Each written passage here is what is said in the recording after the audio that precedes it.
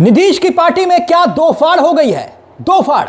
क्या नीतीश कुमार के ही सांसद अब मोदी सरकार को एक्सपोज यानी कि बेनकाब कर रहे हैं? जिस मुद्दे पर नीतीश कुमार खुद कुछ नहीं बोल रहे, उसी मुद्दे पर उन्हीं के ही सांसद ना सिर्फ खुलकर बोल रहे हैं बल्कि चुनाव आयोग को ऐसी खरी खोटी सुना रहे हैं, ऐसी खरी खोटी सुना रहे हैं कि हर कोई दंग हो गया है। मगर सवाल यह कि नीतीश कुमार की पार्टी में क्या चुनाव से पहले यह बड़ी बगावत की आहट है? दो वाक्य हैं दोस्तों, दो वाक्य जिसने बिहार से लेकर दिल्ली तक में हड़कंप मचा दिया है। इनसे मिलिए। बिहार के बांका से लोकसभा के सदस्य हैं गिरधारी यादव, नीतीश कुमार के करीबी बताए जाते हैं, मगर इन दिनों इनके दो बयान जेडीयू से लेकर मोदी सरकार को हिला रहे हैं, एनडीए को हिला रहे हैं। एक बयान यह कि चुनाव आयोग बिहार का ना तो इतिहास जानता है ना ही भूगोल। सुर्खियां देखिए जिसमें लिखा हुआ है कि चुनाव आयोग को कुछ नहीं पता, हम पर थोपा गया। वोटर लिस्ट को लेकर यह पहला बयान दिया। सिर्फ इतना ही नहीं बोला, और भी बहुत कुछ बोला सांसद महोदय ने। आप सुनेंगे तो दंग रह जाएंगे। पूरे के पूरे बयान आपको दिखाएंगे, सुनाएंगे, मगर इनका दूसरा बयान, जी हां, दूसरा बयान जिसने नीतीश कुमार को हिला दिया है। क्योंकि जो बात संसद में सांसद महोदय ने बोली, संसद के भीतर बोली, यानी देश सुन रहा था उस बात को, तभी सांसद महोदय गिरधारी यादव ने सदन में ऐसा सवाल पूछ लिया कि मोदी सरकार को बेचैन कर दिया। क्योंकि सांसद ने सवाल, जानते हैं क्या पूछा? सवाल पूछा, कहा कि केंद्र में सरकार लाने में बिहार की बड़ी भूमिका रही, हमारी बड़ी भूमिका रही। माननीय रेल मंत्री जी, बताइए कि क्या उन्होंने पिछले 11 साल में पटना से दिल्ली और पटना से बेंगलुरु के बीच कोई ट्रेन शुरू की क्या? इतनी लंबी प्रतीक्षा सूची होने के बावजूद रेल मंत्री जी द्वारा बिहार में कोई नई ट्रेन नहीं दी गई। उन्होंने सवाल किया, क्या सवाल किया आगे सुनिए। क्या रेल मंत्री इन स्थानों के लिए नई रेलगाड़ी चलाना चाहते हैं? यानी लगे हाथ यह भी याद दिला दिया सांसद ने कि ये जो मोदी सरकार चल रही है ना, उन्हीं के समर्थन से चल रही है। यकीनन ये सवाल पूछा, संसद में गया, मगर गूंज पूरे देश में सुनाई दी। सुनिए इस सवाल को। और फिर उसके बाद सदन के बाहर सांसद महोदय ने, नीतीश कुमार के ही करीबी ने जो बयान दिया, उसने कैसे नीतीश कुमार को, जेडीयू को हिलाकर रख दिया, वो भी आपको दिखाएंगे। मगर पहले लोकसभा में पूछे गए इसी सवाल को सुनिएगा कि कैसे नीतीश कुमार के ही सांसद ने मोदी सरकार को एक्सपोज करने की कोशिश की। सुनिए जरा। बिहार का भी बड़ी महत्वपूर्ण भूमिका है एनडीए सरकार लाने में।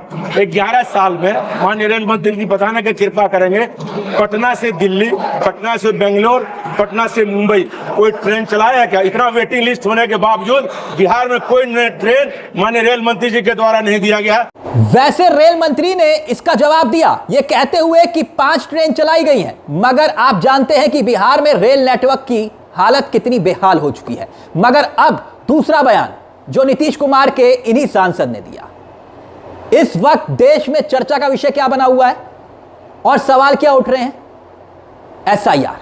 नीतीश कुमार क्या अपने ही घर की बगावत को, इस मुद्दे को लेकर संभाल नहीं पा रहे हैं अब? और जेडीयू में क्या दो फाड़ हो गई है? और नीतीश कुमार के सांसद का दूसरा बयान, और उसी की कहानी छिपी है विधानसभा में तेजस्वी यादव और नीतीश कुमार के बीच हुई बुधवार को इस नोकझोंक के मुद्दे में। जी हां, आपको तस्वीरें याद है? याद कीजिए विधानसभा में वोटर लिस्ट वेरिफिकेशन के मुद्दे पर कितना बवाल हो रहा था बुधवार को। तेजस्वी यादव सवाल पर सवाल उठा रहे थे और नीतीश कुमार जब बोले महज 6 मिनट के आसपास, तो तेजस्वी यादव के खानदान की बातें बोल रहे थे, खानदान की बातें याद गिना रहे थे। सिवाय एसआईआर पर कि वो कुछ बोलेंगे, उम्मीद की जा रही थी, पूरा देश इस बात को देख रहा था, सुनना चाह रहा था कि तेजस्वी यादव के बयान के बाद नीतीश कुमार कुछ तो कहेंगे एसआईआर पर, मगर उन्होंने कुछ नहीं बोला। नीतीश कुमार ने मुंह नहीं खोला, सदन के भीतर ना सदन के बाहर। नीतीश कुमार एसआईआर पर एक बयान नहीं दे रहे, मगर नीतीश कुमार की ही पार्टी के ही सांसद, यही सांसद यानी कि गिरधारी यादव, उन्होंने जानते हैं क्या बोला? उन्होंने बोला कि ये जो चुनाव आयोग है ना, ईसी, बिहार का ना तो इतिहास जानती है और ना ही भूगोल। मतलब नीतीश नहीं बोल रहे, उनके सांसद कह रहे हैं कि चुनाव आयोग ना तो इतिहास और ना ही भूगोल दोनों जानता है, नहीं जानता। सांसद गिरधारी यही नहीं रुकते, वो कहते हैं कि भाई एसआईआर पर यह मेरी निजी राय है। अब आगे गौर से सुनिएगा सांसद क्या कह रहे हैं।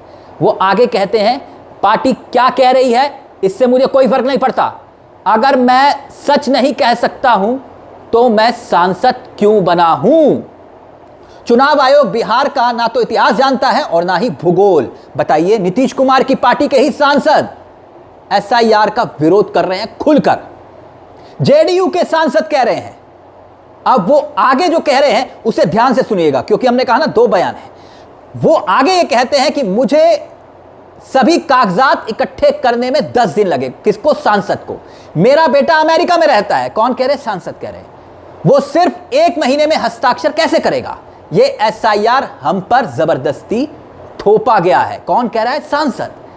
इसके लिए कम से कम 6 महीने का समय दिया जाना चाहिए था। जबकि तेजस्वी यादव सदन में यही बात बोल रहे थे कि नागरिकता के नाम पर बिहार में वोटर लिस्ट की मांग हो रही है। मगर हैरानी की बात यह है कि जब चुनाव आयोग ने सुप्रीम कोर्ट में अपना हलफनामा दिया है उसमें किसी भी घुसपैठिए का जिक्र तक नहीं किया।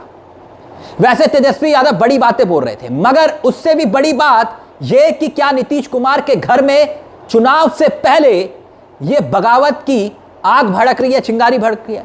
यह सुर क्या कहते हैं वो भी एक सांसद के, क्योंकि याद कीजिए वक्फ कानून को जब नीतीश कुमार की पार्टी ने, जेडीयू ने समर्थन किया था, मोदी सरकार को समर्थन दिया था, तब उस वक्त भी तमाम मुस्लिम बड़े चेहरों ने जेडीयू को ना सिर्फ छोड़ा था बल्कि नीतीश कुमार को जमकर कोसा था।